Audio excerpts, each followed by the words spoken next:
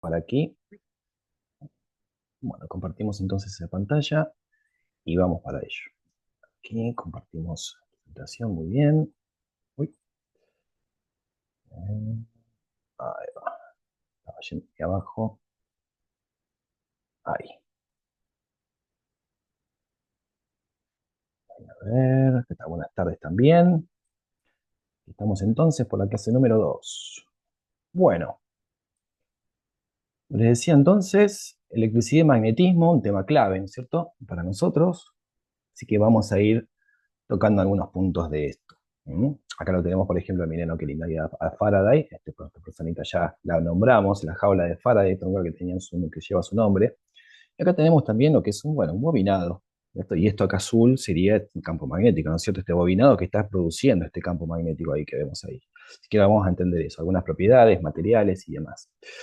Así que vamos, para eso primero tenemos que hacer un repaso, algunas cositas, ¿no es cierto? Pasarlas por encima, pero bueno, más o menos recuerden el átomo, lo que eran, los electrones, esto está alrededor como una forma representativa, ¿no es cierto? Ahora ya sabemos que se organizan en capas, ¿cierto? O en niveles de energía, vamos a decirlo también.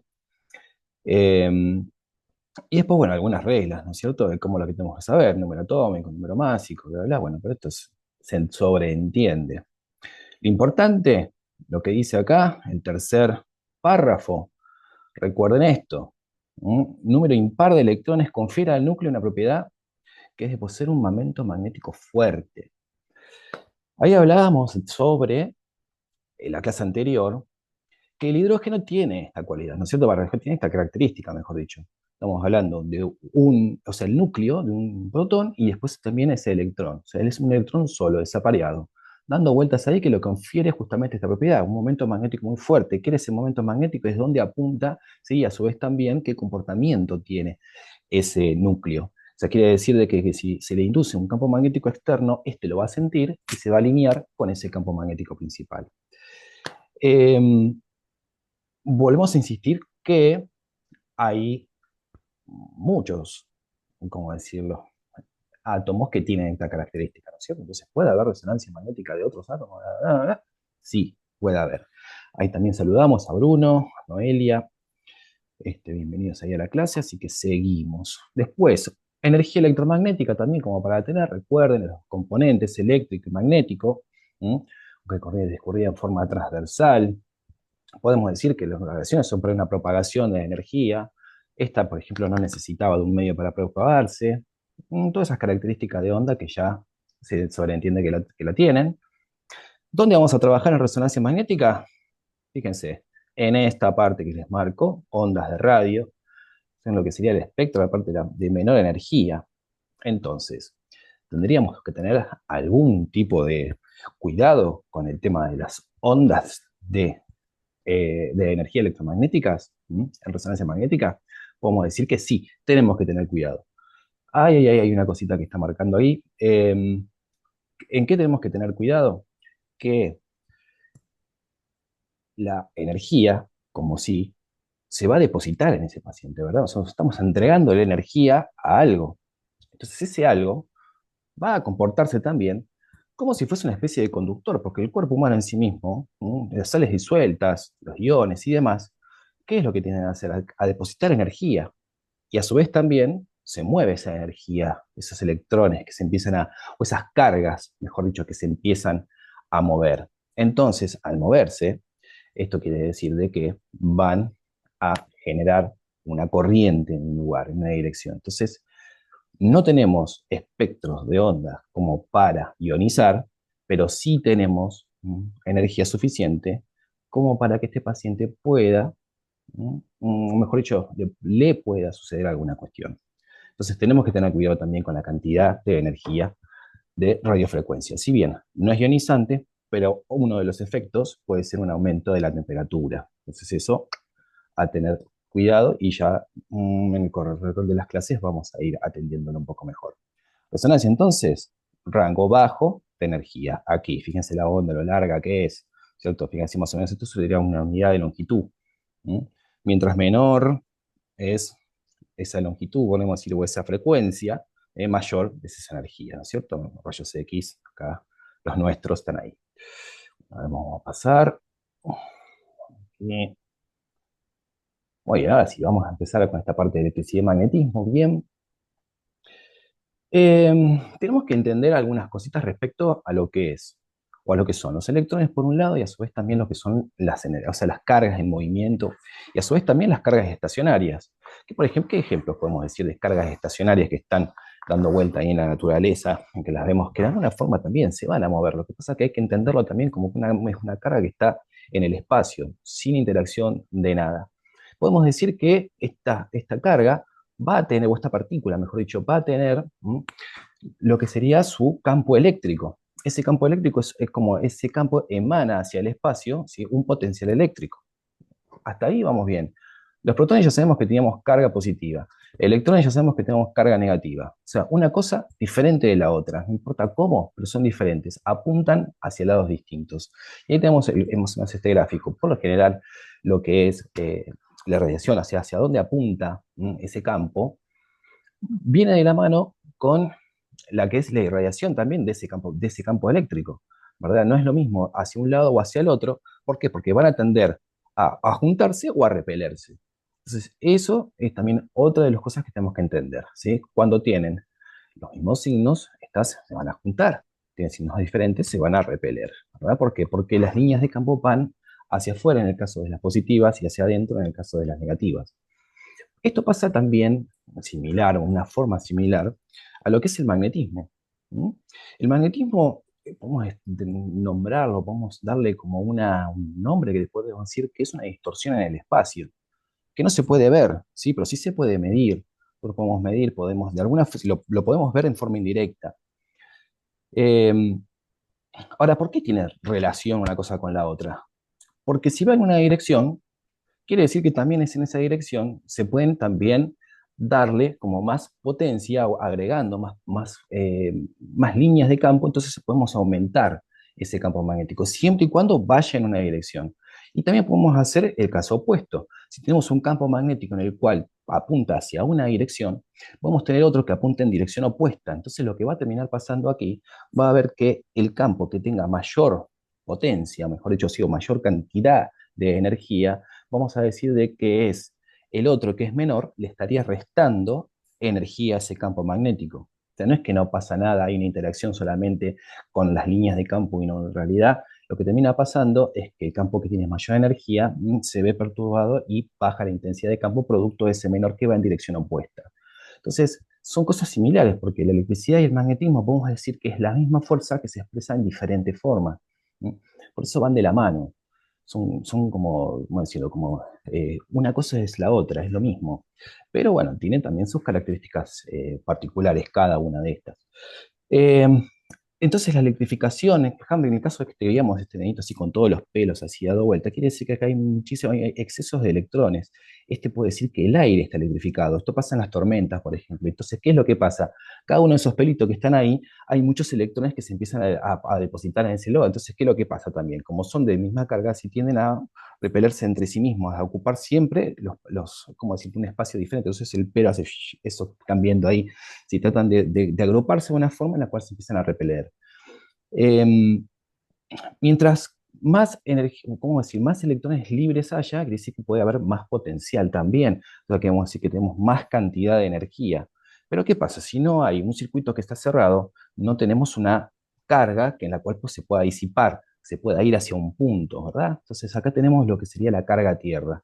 Entonces vamos a pensar que nosotros estamos llenando de electrones algo. ¿Mm? Ese circuito no tiene carga a tierra, o sea, no tiene un lugar donde irse esa energía, o mejor dicho, o circular, agruparse e irse. Podemos decir que empieza a cargarse de electrones, se empieza a cargar, a cargar, a cargar, ¿y qué es lo que va a pasar? La naturaleza va a tratar, ¿sí?, de eliminar esa carga. Entonces, cuando generalmente agarramos algo, un objeto, y sentimos que nos da una pequeña patadita ahí en el dedo, sentimos una descarga eléctrica, ¿es por qué? Porque todos esos electrones que teníamos en exceso fueron a ese punto y se disiparon por ahí. Entonces sentimos esa electricidad. Después también pasa que, eh, bueno, ya sea con fricción, como decir de alguna forma, por contacto o inducción, esa forma de poder de cargar esos electrones, pero con el tema de las ondas de energía, también que tienen su componente electromagnético, ¿verdad? Esos dos componentes. Y las ondas entonces de radiofrecuencia, esa energía, decíamos que no es ionizante, pero que es energía. ¿Qué es lo que va a pasar? Va a empezar a generar y a depositar cargas, ¿cierto? Entonces, imagínense una persona dentro de un resonador, ¿verdad? Que se le está enviando energía. Entonces se empiezan a generar estas cargas, ¿sí? Ese paciente, por alguna forma, está tocando en la parte externa, o mejor dicho, la parte interna del resonador con su hombro, por ejemplo. ¿Qué va a pasar? Todas esas cargas van a ir a ese sitio, van a tratar de disiparse hacia ese sitio. Entonces, quiere decir que ese paciente, al tocar, está haciendo más, está haciendo carga a tierra. Y al estar haciendo carga a tierra, todas esas cargas van a ese punto. Y al irse en ese punto, tac, ¿qué puede pasar ahí? El paciente se puede quemar, por ejemplo. Entonces, tenemos que tener cuidado con ese tipo de cosas, pero podemos entender también de que producto de la energía se producen también estos excesos de electrones que si no hay un circuito que los cierre, mejor dicho, esos electrones van a quedarse ahí, van a tender a disiparse, pero se van a quedar ahí. Pero si hay puntos en los cuales haya una diferencia de potencial o una carga a tierra, estos van a ir todos apuntando hacia ese sitio. Va a generarse una corriente hacia un lugar. Eh, Decíamos que estos electrones, las carguitas que están dando vuelta por ahí, no es lo mismo que se conduzcan, si por un metal, por ejemplo, que por el cuerpo humano, ¿verdad? Porque el cuerpo humano ya decíamos que tiene que hacer no, no sería conductor. ¿Por qué? Porque hay tejidos y demás, pero también al mismo tiempo hay sales disueltas, iones y demás. También entonces tiene esa capacidad, puede conducir esa energía, poca, pero lo puede hacer. Entonces también tenemos que tener y prestar mucha atención a eso, que es un tema que se linkea mucho con bioseguridad. Pero bueno, eso como para ir más o menos agrupando algunos conceptos y viéndolos y demás. Conductores y aislantes. Eh, Vamos a hablar primero, está puesto aquí primero conductor, quiere decir esto obviamente que conduce la electricidad. Ahora, ¿por qué la conduce la electricidad? ¿Qué pasa con los metales, por ejemplo, que tienen esa capacidad de conducir la electricidad? Podemos decir de que todos esos átomos que están componiendo, vamos a hablar del cobre, por ejemplo, los electrones, ¿qué es lo que hacen? Se pasan unos sobre los otros, o sea, se van pasando de átomo en átomo, entonces se generan como una red. Y esa red de electrones, cuando se le induce una carga, estos electrones tienen mucha más facilidad para pasar sobre esa red que está construida. Entonces, los metales tienen esa característica. Si un objeto puede también conducir el calor, puede también conducir electricidad, bueno, con mucha más facilidad. Em, Hay otros, por ejemplo, otros metales y demás que tienen características, pero son diferentes. Por ejemplo, acá mencionamos también lo que es la semiconducción. Son algunos metales que tienen la característica de que dejan pasar la energía en un momento crítico, a punto o en una condición determinada, pero en otra condición no la dejan pasar. O sea, se comportan de las dos maneras, como conductor o semiconductor. Se quiere decir, o no la dejan pasar, mejor dicho. Esto está mucho en lo que es la parte de electrónica, se utiliza mucho cuando hay, digamos, lo que serían los componentes electrónicos, en donde a veces pasa energía y a veces no. Eso, bueno, también tiene que ver mucho con lo que es, perdón, aquí, ahí está, con lo que es la conducción, por un lado, facilitada con un metal, y a su vez también algunos otros que tienen esta característica, ¿cierto? De que en alguna condición determinada deja pasar o a veces no. Y después tenemos la superconductividad. Imagínate, superconductivo, entonces quiere decir que tiene esa conducción muchísimo más facilitada.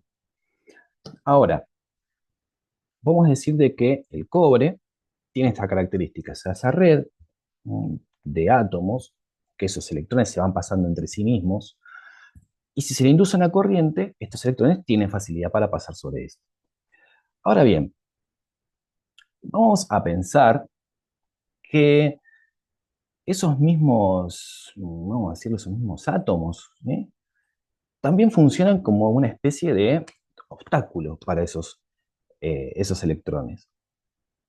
Entonces este obstáculo puede representar, si nos imaginamos como bolas que van pasando y que van rebotando, pero van pasando. ¿sí? Pero al mismo tiempo rebotan. O sea, se va disipando esa energía que va pasando. Entonces, esa forma de disipar la energía se expresa en calor, se empieza a aumentar la temperatura. Eso es lo que es la ley de Ohm. Cuando hablábamos de un material, tiene una resistencia a ese paso de la corriente que hace que, dependiendo, bueno, el voltaje y demás, ¿sí? Sea mayor o menor y también depende el propio material. ¿Mm? En la superconductividad, lo que termina pasando en realidad es que ese metal es conductor, pero en unas condiciones de temperatura que suelen ser muy bajas, cambia esa red electrónica y deja pasar a los electrones en pares. O sea, pasan de a dos, se llaman pares de Dwight. O sea, quiere decir, en vez de pasar uno solito, vamos a pensar que vienen dos, uno choca y el otro sigue, en un material conductor normal.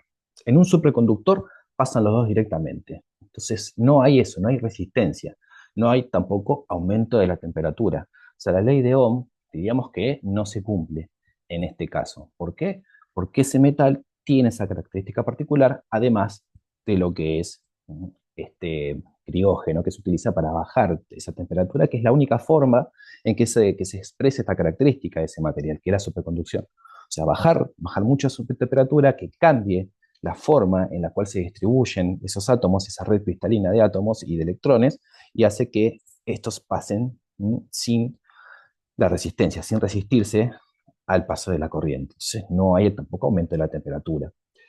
Eh, ¿Qué metales tienen esa característica? Los que se utilizan en resonancia es el niobio y el titanio, es una aleación, estos dos se utilizan, y una temperatura muy, pero muy, muy baja. Después, hay materiales nuevos que se están estudiando y demás. Creo que el año pasado fue, que, digamos, se descubrió un material que puede expresar la superconductividad a lo que sería la temperatura ambiente. ¿Mm? Entonces eso indicaría que o sea, que de esos materiales se puede hacer que todo objeto, un motor, lo que sea la conducción de la energía por las redes, ¿no es cierto?, de mediana, de alta, de baja tensión, no tengan resistencia al paso de la corriente. Hay un estudio que dice que aproximadamente el 10% de la energía, entre 5 y el 10% de la energía que se produce, se pierde por cuestiones resistivas, o sea, por transporte de energía solamente. Entonces esto tendría una implicancia muy, ¿cómo decirlo?, como una exagerada, si se puede lograr que cualquier elemento, o todos los elementos electrónicos y de funcionamiento que tengamos tecnológicos, tengan un material superconductivo, se ahorraría muchísima cantidad de energía, sería obviamente como una especie de revolución. Pero bueno, quedó ahí en la nada, no se supo mucho más sobre ese material, así que esperemos tener novedades, a ver qué pasa hacia adelante. Imagínense un resonador de alto campo con ese material, bajaría muchísimo los costos, bajarían, bueno, un montón de cosas, sería muchísimo más, vamos a decirlo, para la época, ¿no es cierto? Un gran avance tecnológico. Entonces, bueno, el circuito de superconductor puede verse como un móvil perpetuo, decíamos.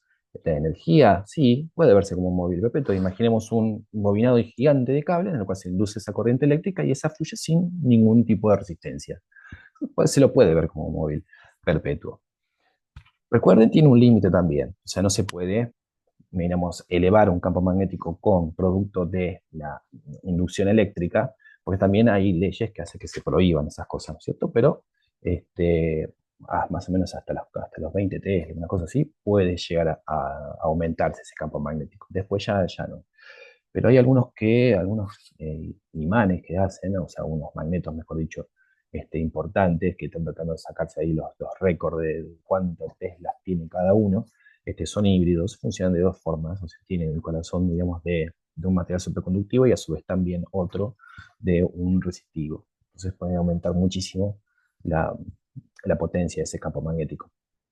Podemos decir de que en un cable conductor al cual se le aplica una corriente eléctrica, esa corriente eléctrica va a inducir un campo magnético. Ese campo magnético que se induce va a ser proporcional a la potencia que se induce. ¿Cierto? Quiere decir de que, vamos a poner que si se induce un 1 de energía, ese campo magnético va a ser proporcional a 1, ¿verdad? Mientras más energía induzca, mayor va a ser ese campo. Pero ¿qué pasa? Si estamos hablando que ese bobinado tiene materiales que son ¿sí? conductores de la electricidad, va a expresarse la ley de Ohm. Entonces quiere decir de que eso va a tener un tope. No podemos inducir demasiada cantidad de energía. ¿Por qué? Porque la resistencia va a hacer lo suyo, va a aumentarse mucho la temperatura y los cables se van a fundir. Cosa que no pasaría, por ejemplo, con un superconductivo. Seríamos potencia y la energía eléctrica y ese campo magnético aumenta en forma proporcional a la cantidad de energía que se induce. Entonces, la temperatura a la que trabajan los sistemas de resonancia magnética aquí, 4 grados K, 269 Kelvin. Son bajísimos, son temperaturas súper, súper bajas. O sea, ese es lo que sería el punto de liquefacción del helio. O sea, cuando el helio gas se transforma en líquido. Sería más o menos el punto que es esto, 4K. Ya estaríamos ahí al borde, diríamos, del rango más bajo de temperatura que se podría llegar a alcanzar. ¿Mm? Entonces, sumergidos en el criógeno con esta aleación de niobio y de titanio, que hace de que se exprese la superconductividad. Entonces, recuerden, la superconductividad es una propiedad que tienen ciertos materiales de no exhibir resistencia al paso de la corriente. ¿Sí? Eh, Seguimos entonces por acá. ¿Qué es lo que podemos decir sobre lo que estamos mirando en este caso?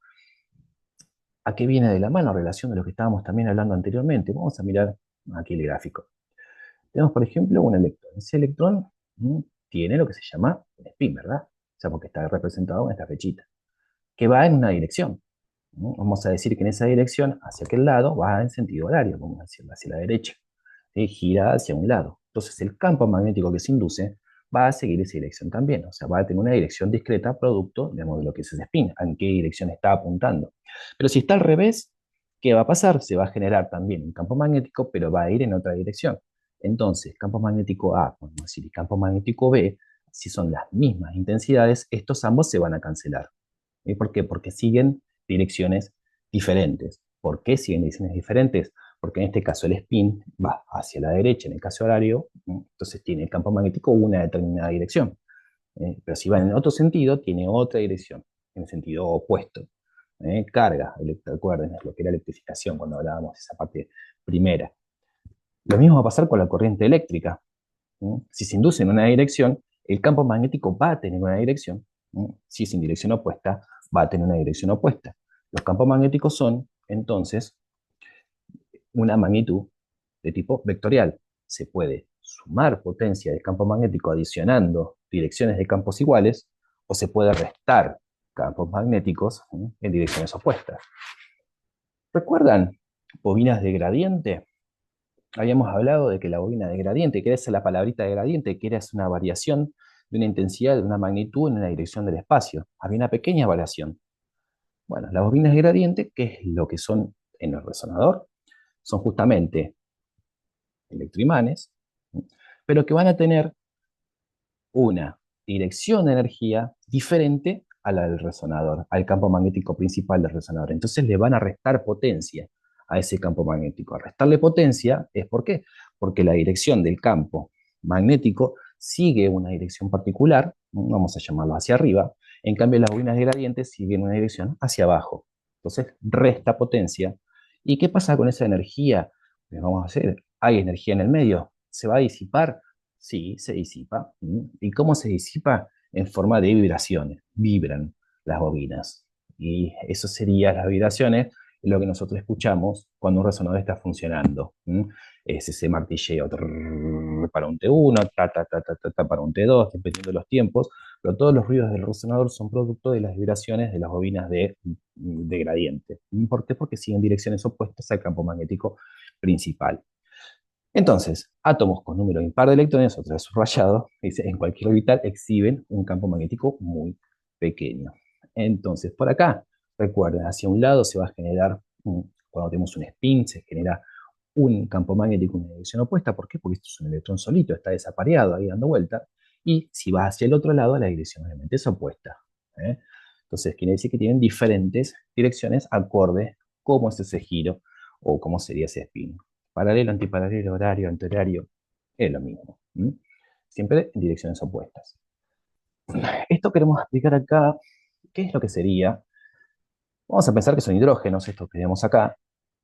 Y decíamos anteriormente, los hidrógenos de nuestro cuerpo están todos puestos así en forma aleatoria. Todos sus momentos magnéticos apuntan para ir cualquier lado.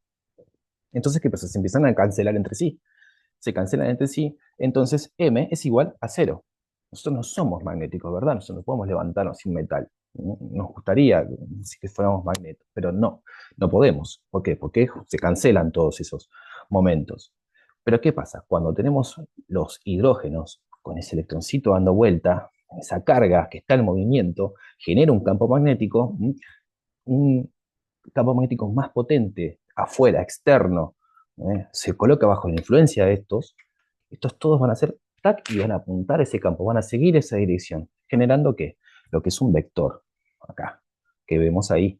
O sea, lo vemos en el gráfico, como todos más o menos se orientan, algunos se cancelan también en sí mismos porque se ubican en posición paralelo por la general, o sea que serían estos, y después otros se colocan en forma antiparalela, pero se van cancelando y queda el resultante una magnetización siguiendo todos esos momentos magnéticos apuntando a un mismo lugar. Entonces tenemos lo que sería M, ya tiene un valor.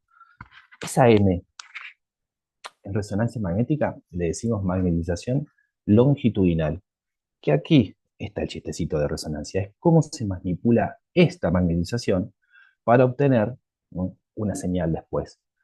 Si queda poquito, vamos ya agregando conceptos. Cuando están todos los electrones, todos los átomos, mejor dicho, los hidrógenos, puestos bajo la influencia de ese campo magnético, siguiendo una dirección en el espacio, se genera ese vector de magnetización. ¿Cómo le llamamos a resonancia? Magnetización longitudinal.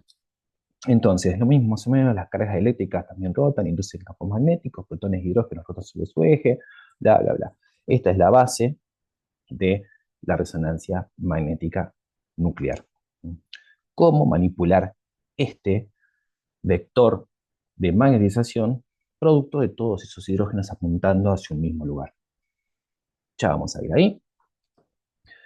Electricidad y magnetismo, seguimos entonces, bueno, algunos tipos de clasificaciones, como para tenerlos en cuenta: imanes naturales, permanentemente artificiales, o sea, que son permanentes artificialmente inducidos, y después los otros son electroimanes.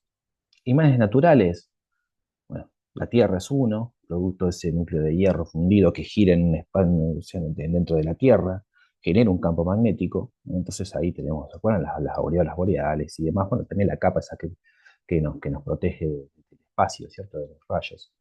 Después también estos que son permanentes artificialmente inducidos. Quiere decir que estos, de alguna forma, a un metal se le induce para que sea un imán. Hay estos metales nuevos, estos imanes de neodimio, que tienen impresionante la fuerza que tiene ese campo magnético. Son a veces, como decirlo, rectangulitos o apenas un cubo que tiene una fuerza de atracción inmensa. Ahora, ¿cómo se producen esos imanes? ¿Por qué? Porque un metal así, cualquiera, diríamos, o ese tipo de metal, de repente tenemos un imán muy poderoso.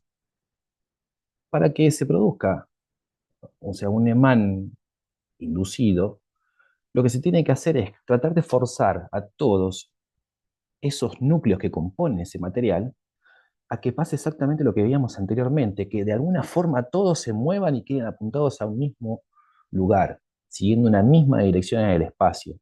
Entonces ahí se produce el magnetismo en este caso. Entonces estos metales, que lo que se hacen, todos sus dipolos están sueltos para cualquier lado, se los introduce en un campo magnético muy potente que tiene una dirección en el espacio establecida, y todos estos se mueven y quedan de esa manera siguiendo todos una misma dirección. Entonces ahí se generan esos imanes que son artificialmente inducidos. Por ejemplo, como el de neodimio, o bueno, una gran masa de hierro, como vemos acá, ¿sí?, que es un resonador pelado, esto que están viendo acá. ¿Sí? Solamente es toda la masa de hierro de un resonador abierto. Electroimanes. Teníamos un conductor, ¿verdad?, el bobinado, y una corriente eléctrica que se induce y genera un campo magnético. Recuerden las direcciones. La dirección que tiene la carga eléctrica, ese campo magnético va a expresar una dirección acorde a la dirección de esa energía que la está induciendo. ¿Mm? El solenoide. Esto también recuerda lo que era ese bobinado de cables, ¿verdad?, que te seguía lo que era la regla de la mano derecha. o sea, cómo están distribuidas las espiras y la dirección de la carga, es decir, el campo magnético va a ir siguiendo esa dirección, ¿sí? La regla de la mano derecha. Em, ¿Qué podemos decir acá? A este solenoide, si mientras más vueltas se les hace, ¿qué pasa? Esa carga, la carga eléctrica, mejor dicho, la carga eléctrica que conduce por ese material genera ese movimiento de carga, ese campo magnético, que va en una dirección en particular, y mientras más espiras tiene, más cantidad, diríamos, de líneas de campo se forman, entonces más intenso ese campo magnético. De alguna forma también, introduciéndole hierro a ese solenoide, podemos aumentar todavía más la potencia de ese campo. ¿Mm? Entonces, este a su vez se puede intensificar aún más si iluminado alrededor de un material ferromagnético. Este dispositivo se lo conoce como electroimán. Entonces, un conductor al cual se le aplica una corriente eléctrica, tenemos un electroimán. Eh, Acá estaba lo que les decía anteriormente. Sí, en los sistemas de resonancia magnética existen bobinas que alteran el campo magnético principal, disminuyendo su potencia en forma ordenada y conocida. ¿Mm? El campo magnético, los electrones, siempre se van a oponer en dirección al campo magnético principal. Esto se lo denomina apantallamiento electrónico, que es la base de la espectroscopía por resonancia magnética. Esto quiere decir de que los electrones de por sí van a tender a rechazar siempre al campo magnético principal, o sea, ese campo magnético externo muy grande que tiene el resonador. Entonces, al rechazar, va a generar una variación de ese campo. ¿Sí? ¿Por qué? Porque algo se le está oponiendo, entonces hay una disminución de ese campo. Al haber esa disminución de ese campo, se puede decodificar, ¿sí? En forma muy, muy pequeña, porque estamos hablando de más o menos de lo que es en ppm, en partes por millón, ¿sí? Pero de alguna forma hay una pequeña variación, o podemos decir un pico en donde resuena una partícula en particular, o una molécula en particular. ¿Por qué? Porque los electrones que están componiendo todas esas moléculas, ¿sí?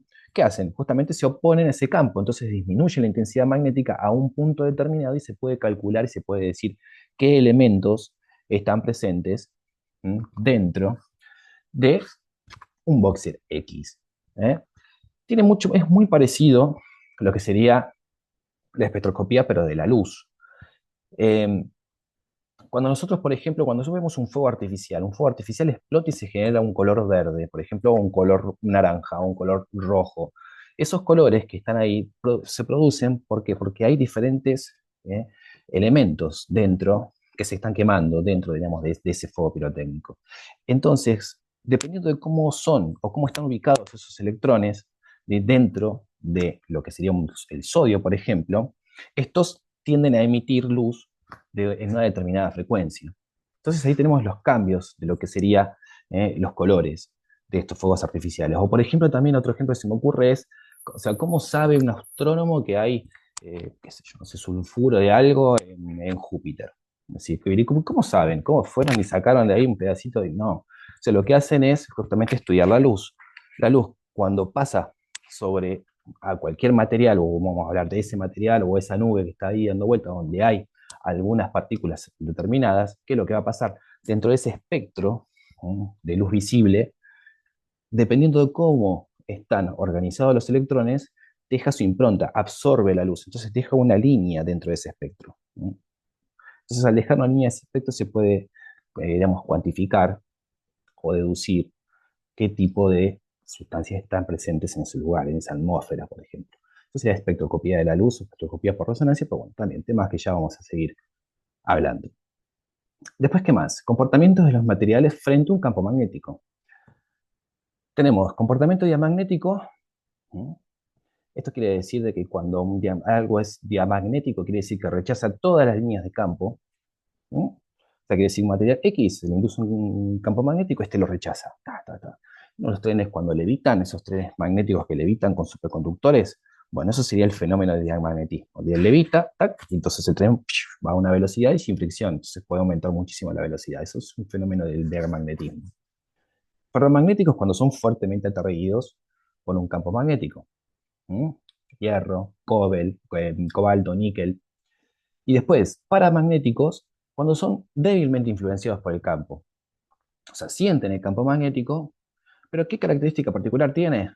Que si yo a una barra de hierro la quiero imantar, la puedo imantar colocando un campo magnético muy fuerte o una corriente eléctrica, hago que todos esos electrones o esos átomos apunten hacia una misma dirección y tengo un imán. Pero si yo tuviese, por ejemplo, un imán de gadolinio, ¿m? Ese metal no se puede o sea, imantar.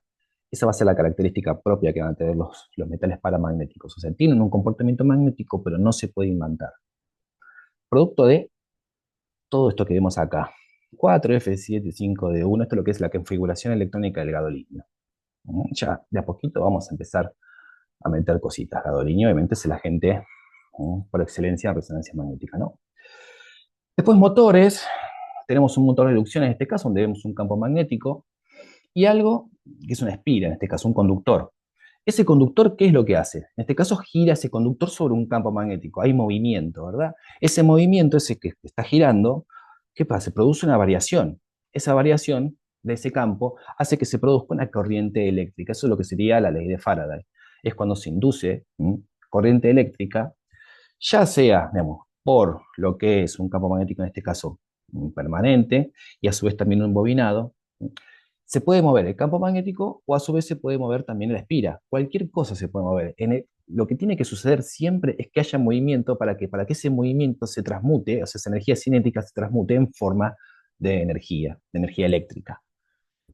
Es un generador de corriente continua, en este caso un dínamo. Era la pistolita esa que hacías así, giraba así, se prendía la luz. Bueno, exactamente lo mismo, es eso. ¿Por qué? Porque ese movimiento se transforma, esa energía de movimiento se transforma en este caso, una energía eléctrica para que prenda una bombilla. Y después, por último, ley de Lenz. Lenz, vamos a poner lo que es así. Fue como medio muy difícil. Vamos a pensarlo de lo siguiente.